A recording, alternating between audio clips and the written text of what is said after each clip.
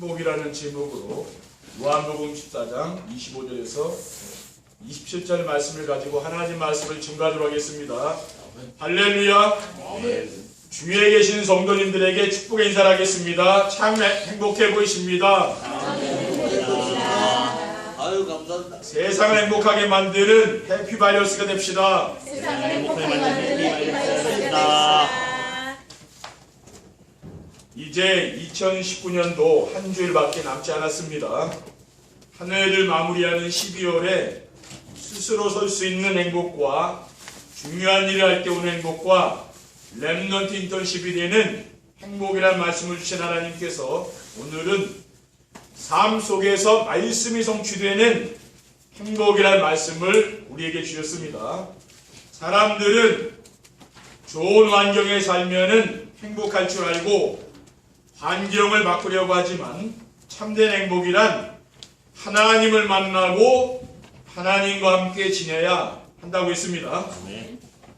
편안한 것과 평안이 다른 것처럼 쾌락과 행복은 다른 것입니다.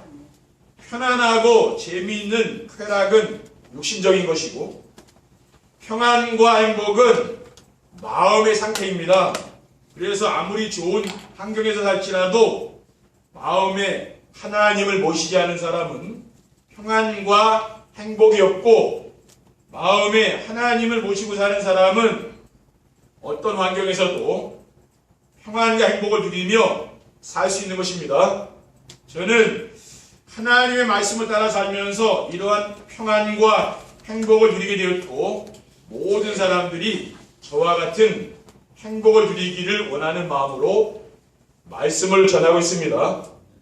지금 대한민국에서 동시에 지금 예배를 드리고 있잖아요. 그런데 저같이 평안하게 목사님들이 좀 말씀 전하고 있을까 그런 생각이 들더라고요. 오는데 왜냐하면 아침 되면 긴장되고 막 그럴 거 아니에요. 근데 저는 그런 게 없다고 말해요. 평안해요. 아, 이게 평안하게 인생 살면 참 좋은 것인데 이런 생각이 드는 거죠. 첫 번째, 삶 속에서 말씀이 성취되는 행복이란 무엇입니까? 말씀 성취는 하나님이 함께 하시는 가장 확실한 증거입니다. 참된 행복은 하나님을 만나고 하나님이 함께 지낼 때 오는 것인데 하나님이 함께 하시는 가장 확실한 증거가 바로 말씀이 삶 속에서 성취되는 것입니다. 어떤 말씀입니까? 예배 시간에 선포된 말씀이 성취되는 것입니다. 하나님은 예배 시간의 말씀으로 성도들이 가지고 나온 모든 문제에 완전한 답을 주시고 인생의 방향을 알려주십니다. 오늘 우리가 붙잡아야 할 언약은 무엇입니까? 삶 속에서 말씀이 성취되는 행복입니다. 그럼 삶 속에서 성취될 말씀이 무엇입니까? 세상이 줄 수 없는 평안을 주시겠다는 것입니다. 하나님 우리 성도님들에게 세상이 줄 수 없는 평안을 주시는 줄 믿습니다. 이러한 말씀이 성취되면은 혼자 있어도 외롭거나 두려움이 없이 평안합니다. 오늘 본문에 보면은 보혜사곧 아버지께서 내 이름으로 보내신 성령 그가 너에게 모든 것을 가르치고 내가 너에게 말한 모든 것을 생각나게 하리라. 평안을 너에게 끼치노니 곧 나의 평안을 너에게 주노라. 내가 너에게 주는 것은 세상이 주는 것과 같이 아니하니라. 너희는 마음에 근심하지도 말고 두려워하지도 말라고 했어요. 하나님은 우리 성도님들이 평안하게 살기 원한다 그 말이죠. 그리고 말씀이 성취되면은 사람들의 말에 상처를 받거나 환경에 흔들리지 않습니다. 그리고 말씀이 성취되면은 항상 기쁘고 쉬지 않고 기도가 되어지며 범사에 감사하는 삶을 살 수 있게 되는 것입니다. 이러한 말씀 성취의 축복을 누리게 되면은 세상에 그 어떤 사람도 부럽지 않는 행복이 찾아오는 것입니다. 여러분이 강단의 말씀을 따라가는 이 전도자의 삶을 순종하시며 따라가게 되면 어떻게 됩니까? 내 인생이 행복하게 이렇게 변한다는 말이에요. 그리고 말씀이 성취되는 삶 속에서 하나님이 기뻐하시는 일이 되어지는 것입니다. 말씀이 성취되는 행복을 누리면은 세상을 쫓아가거나 물질 중심의 삶을 살지 않게 되고 하나님이 기뻐하시는 일을 먼저 하게 됩니다. 하루의 삶을 어떻게 시작합니까? 정시의 축복을 누리면서 시작하는 거죠. TV 앞에서 시간을 허비하지 않고 일찍 잠자리에 들고 일찍 일어나서 조용히 찬양도 하고 또 순종하겠으니 주님 나에게 말씀하옵소서 이렇게 기도한 후에 강단의 말씀을 듣는 겁니다. 그러면은 말씀 안에서 오늘 내가 붙잡아야 할 언약과 실천해야 될 미션과 기도 제목인 비전을 찾아 기록하고 오늘 하지 말아야 할 것과 하지 않으면 안 되는 일을 찾아서 기록하는 것입니다. 물론 우리가 기록한다고 해서 모두 실천하는 것은 아니지요. 그렇지만 우리가 메모하는 습관은 굉장히 중요하거든요. 이 엘리트들은 메모하는 습관이 있거든요. 그래서 지속하면 어느 날 자신이 변화되는 것을 발견하게 됩니다. 우리가 강단의 말씀을 듣는 정시예배를 지속하다 보면은요, 다른 사람이 변화되는 게 아니라 내 자신이 변화되는 거죠. 그리고 성도들을 만나면은 포럼을 하고 지인들에게 1일 3장을 보내는 것입니다. 사람은 누구나 좋은 것이 있으면은 자랑하고 싶고 나누고 싶어지죠. 특별히 하나님이 주신 것은 나누면 나눌수록 더 풍성해지는 것을 느낄 수가 있습니다. 1일 3장을 여러분들이 그렇게 실천해 보시기 바랍니다. 제가 또 보내드리잖아요. 그것을 뭡니까? 이름을 바꿔서 또 보내면 되잖아요. 그렇죠? 그렇게 이제 하면 되는 거거든요. 그리고 일하는 현장에서 복음을 누리며 사람들에게 복음으로 인생의 답을 주는 것입니다. 성도들이 현장에서 혼자 있을 때 정시예배의 축복을 누리고 있으면은 갈급한 사람을 하나님이 보내주는 거죠. 사도행전 9장 10절에서 15절에 보면은 아나니아가 정시예배를 드리는 시간에 하나님 그 시간에 그리스도께서 핍박자 사울을 꺾어가지고 아나니아에게 보냈잖아요. 그렇죠?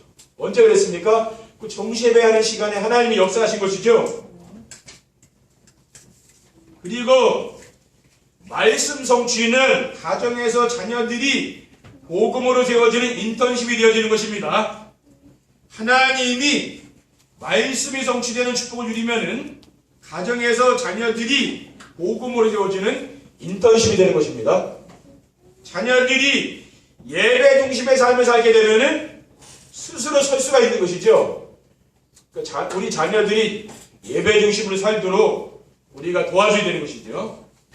하나님이 기뻐하시는 예배는 성령과 진리의 말씀으로 드리는 것입니다. 요한복음 4장 24절에 보면은 예배하는 자는 영과 진리로 예배하라고 했어요. 하나님은 영이기 때문에. 그리고 하나님은 예배 시간에 모든 응답과 은혜를 내려주시는 분입니다. 그러니까 우리가 예배 시간에 은혜를 받아야 되는 것이죠. 그래야 한 주간의 삶이 우리가 평안한 겁니다. 우리가 예배 빠지고 우리가 하게 되면 어떻게 됩니까? 하나님의 은혜를 못 받기 때문에 인생 사는 게 힘든 거죠. 그냥 내 노력으로 살아야 되잖아요. 하나님의 은혜를 우리가 주일날 받으면 어떻게 합니까? 인생 사는 게 평안하게 이제 돌아가게 되는 것이죠. 그래서 예배는 하나님께 나를 드리고 하나님이 위에서 내리시는 은혜와 응답을 받는 것입니다. 그리고 자녀들이 시급한 일보다 중요한 일을 먼저 하게 되고요. 자녀들이 복음 안에서 자신의 미래를 보게 되는 것이죠. 그래서 사무엘은 어릴 때부터 언약궤 옆에 누워서 하나님의 음성을 들었잖아요. 그렇죠. 어릴 때부터 하나님께 예배하는 삶을 살았는데 자신의 미래를 보게 된 거죠. 그렇죠. 하나님 말씀이 땅에 떨어지지 않았다 그랬어요. 두 번째, 삶 속에서 말씀이 성취되는 행복을 누리려면 어떻게 하면 됩니까? 예배 중심의 삶을 살며 말씀 안에서 언약을 바르게 붙잡아야 됩니다. 말씀 속에서 우리가 이 말씀 성취의 삶을 살게 되면은 삶의 중심이 예배가 되게 되는 것이죠. 그리고 예배 시간에 받은 말씀 안에서 올바른 언약을 잡아야 됩니다. 올바른 언약이 무엇입니까? 하나님이 주신 절대 언약이 있는 거죠. 이것을 우리가 잡아야 됩니다. 절대 언약은 무엇입니까? 영원한 생명의 근이 되시는 예수 그리스도. 이분이 바로 절대 언약이죠. 이것을 붙잡지 않으면 안 되는 겁니다. 인생의 모든 문제는 하나님의 말씀을 불순종하고 창조주 하나님을 떠나면서부터 시작되었습니다. 그래서 하나님만 만나게 되면 인생의 모든 문제는 끝나는 것이죠. 요한복음 14장 6절에 보면은 내가 곧 길이요 진리요 생명이니 나로 말미암 자고는 아버지께 올 자가 없느니라고 했습니다. 그리고 예수 그리스도를 믿는 모든 성도들이 붙잡아야 될 언약은 임마누엘이죠. 마태복음 1장 23절에 보면은 보라 처녀가 잉태 아들 낳을 것이요 그 이름을 임마누엘이 하리라 하셨으니 이를 번역한즉 하나님이 우리와 함께 계시다미라 했습니다. 그러니까 우리가 그리스도의 언약을 붙잡은 자에게는 하나님이 함께하는 임마누엘의 축복을 누리게 되는 거예요. 그리고 임마누엘의 축복을 체험하기 위해서 붙잡아야 될 언약이 무엇입니까? 강단의 말씀을 따라가는 겁니다. 많은 말씀이 있죠. 세상에는 그렇지만은 강단의 말씀을 내가 따라가는 거죠. 사도행전 2장 42절에 보면은 그들이 사도의 가르침을 받아 서로 교제하고 떡을 깨며 오로지 기도하기를 힘썼다고 했습니다. 초대교회 성도들은 뭘 따라갔습니까? 사도들이 전해주는 그 말씀을 따라갔다 했어요. 그래서 우리 교회에서는 강단의 말씀을 붙잡고 정세배를 드릴 것을 항상 말씀드리는 겁니다. 여러분이 이 말씀에 순종하시면 되는 거예요. 신앙생활은 하나도 어려운 게 아닙니다. 뭡니까? 순종하면 됩니다. 순종. 그렇죠. 순종을 잘하는 사람들이 신앙생활을 잘하는 사람들이에요. 보면. 그리고 말씀 안에서 하나님이 원하시는 것을 찾아서 순종해야 합니다. 예배 시간에 선포된 말씀 안에는 우리가 붙잡아야 할 언약과 함께 우리가 순종해야 할 하나님이 원하시는 것이 있습니다. 이것을 저는 미션이라고 하는 것입니다. 그러면은 하나님이 우리에게 원하시는 것이 무엇입니까? 우리 성도님들에게 하나님이 무엇을 원합니까? 하나님이 원하시는 것은 모든 사람이 구원을 받으며 진리를 아는 것이라고 했습니다. 그리고 하나님은 아무도 멸망당하지 않고 다 회개하게 이르기를 원하신다고 했어요. 베드로후서 3장 9절에 보면은 주의 약속은 어떤 이들의 더디다고 생각하는 것 같이 더딘 것이 아니라 오직 주께서는 너희를 위하여 오래 참으사 아무도 멸망하지 아니하고 다 회개하게 이르기를 원하시느니라 라고 했습니다. 그리고 하나님은 무엇을 원합니까? 천국 복음이 모든 민족에게 증거된 이후에 끝이 오겠다 했잖아요. 마태복음 24장 14절입니다. 그렇기 때문에 하나님이 우리에게 원하시는 것이 무엇입니까? 모든 민족에게 복음이 증거되는 것이죠. 그리고 가정에서 자녀들과 함께 말씀 포럼이 되어야 하는 것입니다. 하나님은 우리 자녀들에게 말씀을 부지런히 가르치기를 원하는 것이죠. 우리가 세상 공부도 시켜야 되겠지만은 그들에게 우리가 해줘야 될 게 뭡니까? 하나님의 말씀을 먼저 심어줘야 되는 거예요. 신명기 6장 4절의 9절에 보면은 이스라엘아 들으라 우리 하나님 여호와는 오직 유일한 여호와시니 너는 마음을 다하고 뜻을 다하고 힘을 다하여 네 하나님 여호와를 사랑하라. 오늘 내가 네게 명하는 이 말씀을 너는 마음에 새기고 내 자녀에게 부지런히 가르치며 집에 앉았을 때든지 길을 갈 때든지 누워있을 때든지 일어날 때든지 이 말씀을 강론하라고 했습니다. 그리고 하나님은 자녀를 주의 교훈과 훈계로 양육하라고 하셨습니다. 에베소서 6장 4절에 보면은 아비들아 너희 자녀를 노엽게 하지 말고 오직 주의 교훈과 훈계로 양육하라 라고 했습니다. 우리 후대들을 열받게 하지 말고 뭡니까? 주의 말씀으로 양육하라고 그랬잖아요. 그렇죠? 자녀들을 열받게 하는 건 좋은 게 아닙니다. 그렇죠? 우리 세상 방법을 쓰다 보니까 열받게 하는 거예요. 주의 말씀으로 양육하다 보면 열받을 일이 있습니까? 그렇죠? 그리고 자녀와 함께 예배 후에 반드시 말씀 포럼을 해야 됩니다. 그러므로 우리 성도님들은 주일 예배거나 가정에서 강단의 메시지를 자녀들과 함께 듣고 자녀들이 하나님이신 언약 미션 기자를 바르게 붙잡았는지 확인하기 위해서 말씀 포럼을 해봐야 되는 것이죠. 그렇죠? 주일날 받은 말씀을 우리가 이들이 정확히 붙잡았는지 확인해야 될 거 아닙니까? 그래서 우리가 지금 예배 후에 모여서 말씀 포럼 하는 것도 왜 하는 겁니까? 진짜 이 사람이 말씀을 잡았는지 이거 확인하는 거 아니에요. 우리가 말씀을 못 잡았으면 그게 다 예배가 실패한 거 아닙니까? 그렇죠? 예배는 뭡니까? 말씀을 잘 들으셔야 돼. 그렇죠? 그리고 예배 시간에 은혜 받아야 됩니다. 여러분 예배 시간에 은혜 받은 사람은 다 성공한다니까요. 우리 후대들이 어릴 때부터 이 예배의 은혜 받도록 만들어주는 그게 최고의 교육이라니까요. 빈둥지 죽은 군이라는 말이 있습니다.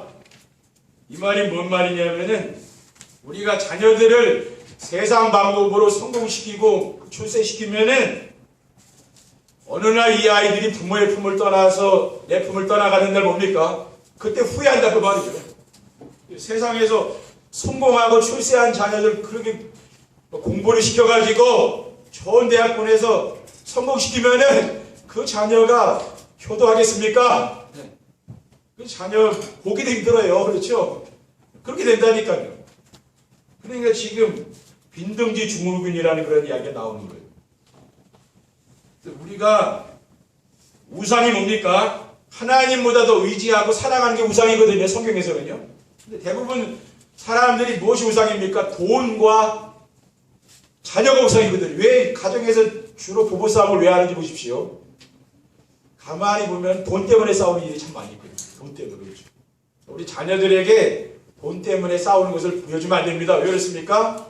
그리고 우리 자녀들이 돈이 우상이 됩니다. 그렇죠. 이 아이들이 커가지고 뭡니까? 신앙보다는 돈을 따라간다 그 말이에요. 아, 돈을 벌어야 되는구나. 우리 부모님 보니까 이렇게 생각한다니까요. 그렇게 하면 우리 제대로 된 교육은 아니죠. 그렇죠? 그래서 세 번째, 삶 속에서 말씀이 성취된 행복을 누리면 어떻게 됩니까? 언제 어디서나 임마누엘의 축복을 누리게 됩니다. 임마누엘이란 하나님이 우리와 함께 하신다는 뜻입니다. 그러므로 언제 어디서나 임마누엘의 축복을 누리게 된다는 것은 때와 장소를 가리지 않고 항상 하나님이 나와 함께 하심을 느끼면서 하는 거죠. 이것이 가장 행복하다니까요. 성도들이 이 축복을 누리면은 자기중심, 물질중심, 성공중심에서 벗어나고 세상 문화를 따라가지 않게 되는 거죠. 그렇지 않으면 뭘 따라갑니까? 자꾸 세상을 따라간다 그 말이에요. 왜 우리가 바쁘게 삽니까? 그 세상 문화를 즐기려고 하다 보니까 바쁜 거 아니에요. 근데 그런 거 안 즐기면은 시간이 많다니까 여유가 있는 거예요. 저는 우리 강화언약교회 모든 성도들이 이 축복을 누리기를 원하는 마음으로 기도하면서 말씀을 준비하고 있습니다. 그리고 삶의 현장에서 생명운동이 일어나고 제자가 세워집니다. 성도들이 말씀 성취 행복을 누리게 되면은 삶의 현장에서 방황하며 고통당하는 사람들의 영적 상태가 보이는 거죠. 그러니까 전에는 막 사람하고 싸우고 사람이 이해가 안 됐는데 지금은 이해가 되잖아요.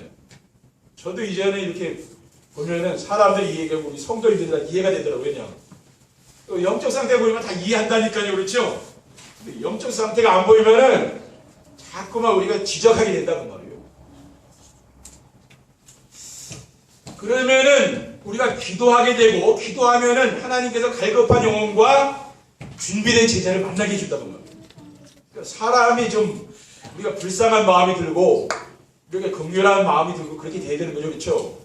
사람을 보면은 그런 마음이 안 들면은 그게 진짜 사람 사랑하는 건 아니에요. 사람을 사랑한다는 것은 뭡니까? 우리가 아무리 죄가 많은 사람이라도 긍휼한 마음이 들어야 되는 거예요. 불쌍할 생각, 그렇죠? 그게 들어야 복음 가진 사람은 그래야 되는 거예요. 근데 우리가 잠깐만 죄만 지적하고 하다 보면 뭡니까? 사람 정죄하고 그렇게 하면 그 사람 죽이는 거거든요. 그건 복음이 아니에요. 복음이라는 것은 어떠한 사람을 봐도 그 사람은 다 불쌍하게 보는 거예요. 그렇죠? 세상에 성공한 사람이라 할지라도 저 사람 영적 문제로 힘들어한다는 거 그게 보이는 거예요. 우리 자녀들도 그렇게 봐야 됩니다. 그렇죠? 네. 우리 자녀들도 그 불쌍하게 생각을 해야 되는 거예요. 그리고 그리스도의 사랑으로 그들을 우리가 품어줄 거 아닙니까? 그들에게 답을 주면은 생명운동이 일어나게 되고 삶을 치유해 주면은 제자가 세워지는 것입니다. 이것은 결코 어려운 것이 아닙니다. 순종하려는 마음으로 말씀을 듣는 정세배를 지속하면 되는 거예요. 다른 거 없어요. 여러분이 정세배 드리면서 내 은혜 받으면 돼요. 이게 은혜 안 받으면 내 마음속에 긍휼한 마음이 들겠습니까? 그렇죠. 은혜 받으면 사람 바뀐다니까요. 로마서 10장 17절에는 그러므로 믿음은 들음에서 나며 들음은 그리스도의 말씀으로 말미암았느니라 라고 했습니다. 그리고 자신의 무능이나 환경에 영향을 받지 않고 당당하게 살게 됩니다. 대부분의 성도들이 이러한 말씀을 받아도 순종하지 못하는 것은 왜입니까? 자신의 한계와 환경을 벗어나지 못하기 때문에. 그러니까 나의 무능 또 환경의 어려운 곳을 못 나오는 거예요. 이것만 좀 벗어났으면 좋겠다 목사님. 근데 그게 아니라고 말하고 속는 거예요. 그런데 말씀 안에서 자신의 정체성을 찾고 삶 속에서 말씀이 성취되는 행복을 누리게 되면은 자신의 무능에서 벗어날 뿐만 아니라 환경도 이길 수 있게 됩니다. 그렇죠? 여러분이 그럼 무능한 사람이 아니에요. 그렇죠? 하나님이 여러분을 스스로 서서 살아갈 수 있는 그러한 힘을 주시는 줄 믿습니다. 하나님 은혜 받으셔야 돼요. 다른 건 안 된다니까요. 여러분이 은혜 받으면 다 살아난다니까요. 내가 살면은 내 주위 사람 다 살릴 수 있어요. 여러분을 통해서 여러분 주변에 있는 모든 사람들이 살아날 줄 믿습니다. 그러니까 여러분 믿음을 가지셔야 돼요. 빌립보서 4장 12절에 13절에 보면은 사도 바울이 뭐라고 고백했습니까? 나는 비천의 철줄도 알고 풍부의 철줄도 알아 모든 일고 배부름과 배고픔과 풍부와 궁핍에 처할 줄 아는 일체의 비결을 배웠노라. 내게 능력 주시는 자 안에서 내가 모든 걸 할 수 있느니라. 사도 바울이 이 고백을 어디서 했습니까? 빌립보 감옥에서 지금 한 거예요. 감옥에 있는 사람 지금 감옥 밖의 사람들에게 이야기한 겁니다. 그렇죠? 그들을 위로한 거예요. 염려하지 말라는 거예요. 능력 주시는 데 내가 모든 걸 할 수 있다 그랬어요. 감옥 안에서도 할 수 있는데 그렇죠. 감옥 밖에서 못 하겠습니까? 그렇죠. 그러니까 우리 모든 성도님들이 사도 바울의 고백이 여러분의 고백이 될 줄 믿습니다. 그렇죠? 여러분 핑계대지 마시고 어떠한 상황이 있든지 어떤 환경이 있든지 하나님이 여러분의 은혜 주시면은 모든 걸 이겨나가시고 승리할 줄 믿습니다. 기도하겠습니다. 사랑의 하나님 감사합니다.